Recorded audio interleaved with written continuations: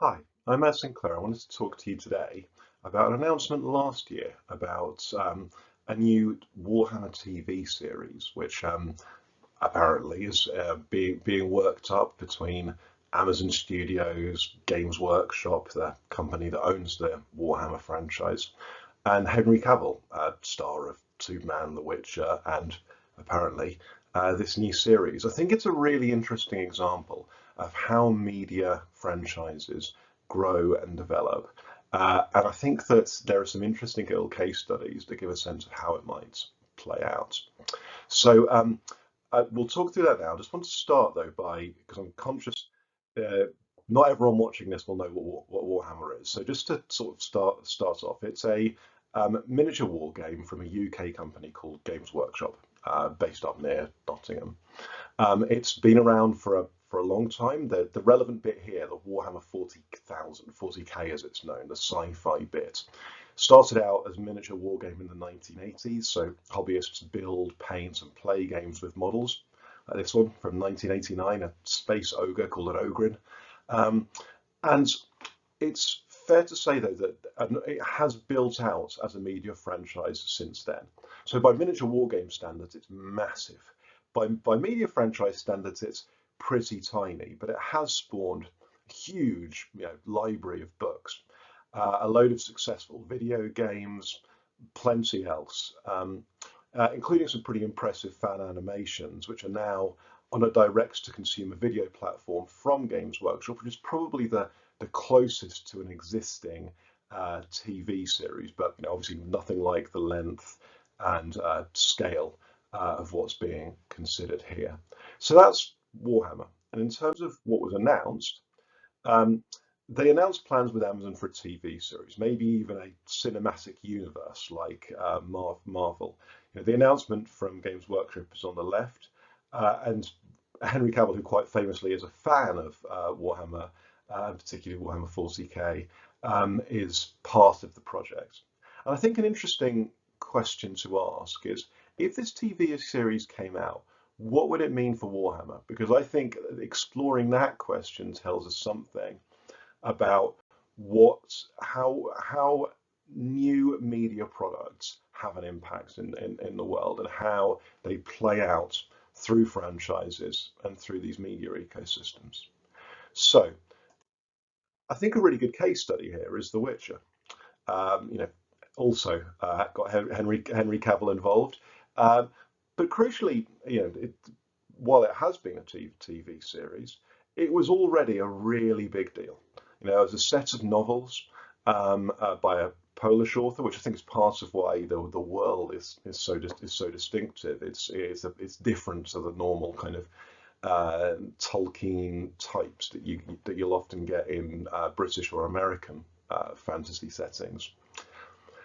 I don't think the novels were unsuccessful, but I think the really big deal is the video games, and particularly The Witcher 3.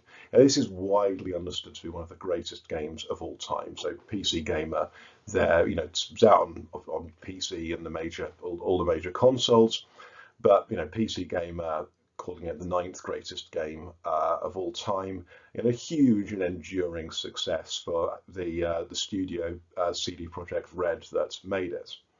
There's an interesting story there I'll go into another time about how they leveraged that into a wider ecosystem. Um, but already a big deal. So it had been out for a number of years before the TV series came out. It was by no means new and by no means kind of flying under the radar. This game was huge, but even then, so take a look at that graph on the right. That's the Steam reviews, normally understood to be a good proxy for players and sales, and it absolutely explodes when the TV series comes out. So even for a well-established, well-known game, which you would think had already reached a lot of its intended audience, it goes from circa 50,000 reviews the 6 months before the series launches to over 100,000 the 6 months after. And, It's normally thought that there is a ratio between number of reviews and number of sales. It's one of the ways people estimate the sales of PC games, because Steam is such an important platform, and there tends to be a kind of propensity for people to review. Now, that's not perfect. It varies on the kind of game. It varies on the kind of wider media conversation. But that kind of ratio is thought to range up to 60. Which means, so up to 60 sales per review, which means you could be talking millions of sales, behind those additional reviews, an absolute explosion of interest. And crucially, I don't think that was just a video game. There's been reports in the kind of publishing press that sales of the books also exploded. So again, I think this tells you that at a basic level, if we're asking the question, would there be a large impact on the kind of wider Warhammer coming out of a TV series? We can be pretty about as unequivocal as we can be about anything here. It will be massive. Fundamentally, demand will explode. A TV series is a big deal. It reaches a lot of people, and it tends to, even for products that have a lot of market already, reach a lot of new people.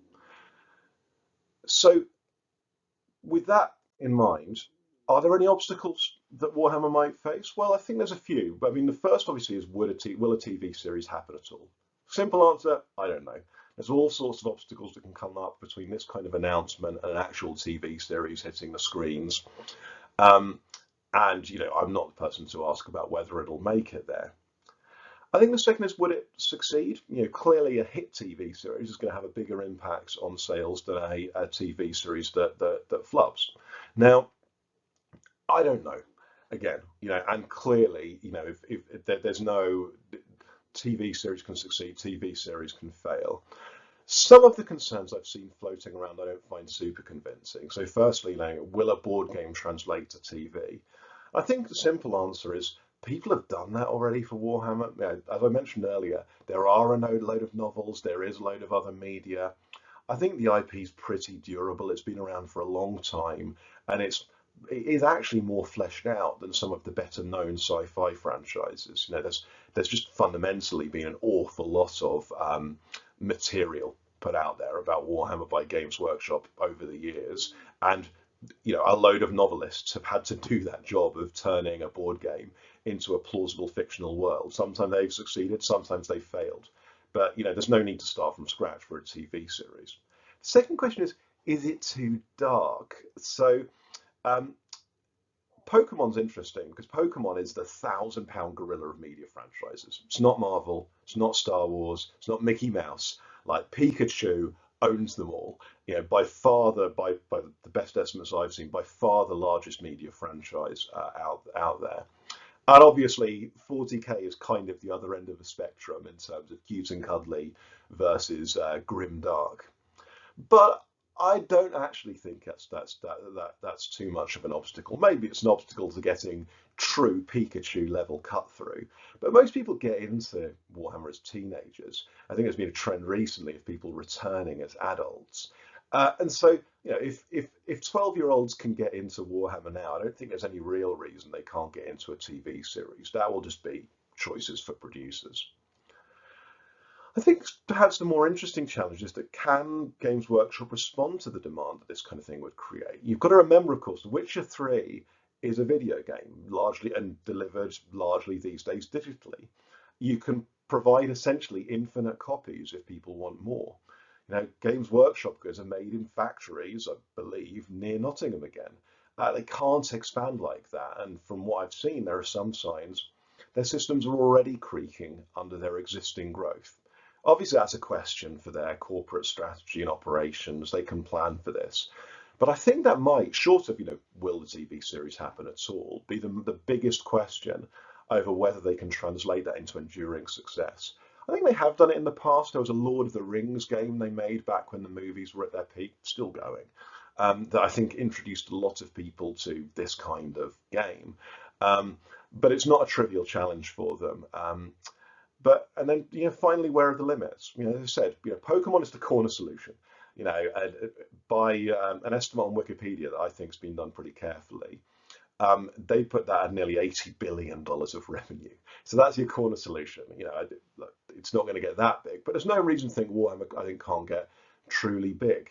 These franchises do grow, and crucially, they reinforce each other.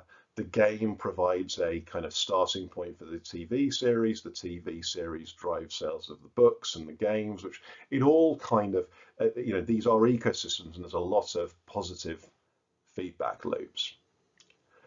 So, I guess finally, just to step back, what can we learn from this if you're not so interested in Warhammer, or you're not Amazon Studios, you're not Games Workshop?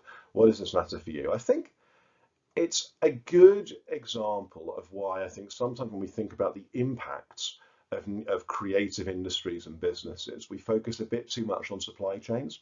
You'll see a lot of reports like this about, okay, how many jobs does a certain business or sector create? And what they'll often do is they'll say, well, there's this many people employed.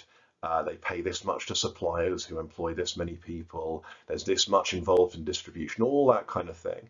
And it's the same kind of story that people tell about a steel mill or whatever else, other sort of physical industries. But media and tech are IP businesses. That's where they're really distinctive and really creating value. And I think when we're thinking about the impacts of media businesses, we're thinking about why they matter beyond their own doors and their own relationship with consumers. It's that shared IP, whether that's stories, or worlds like Warhammer 40K, or whether that's technology, the Unreal Engine being used, or the Unity engine being used in more and more places would be a good example there. It's that shared IP that often allows these businesses to have their most profound impacts on the wider creative economy and the wider economy as a whole. And I think that is where I think there is an interesting and enduring lesson to learn from thinking about the experience of The Witcher and what that might tell us about what a new TV series would mean for Warhammer. So I hope you found that interesting. Please like, subscribe, and I'd love to know what you think, or if you've got any questions about this kind of world down in the comments. Thanks again, and speak soon.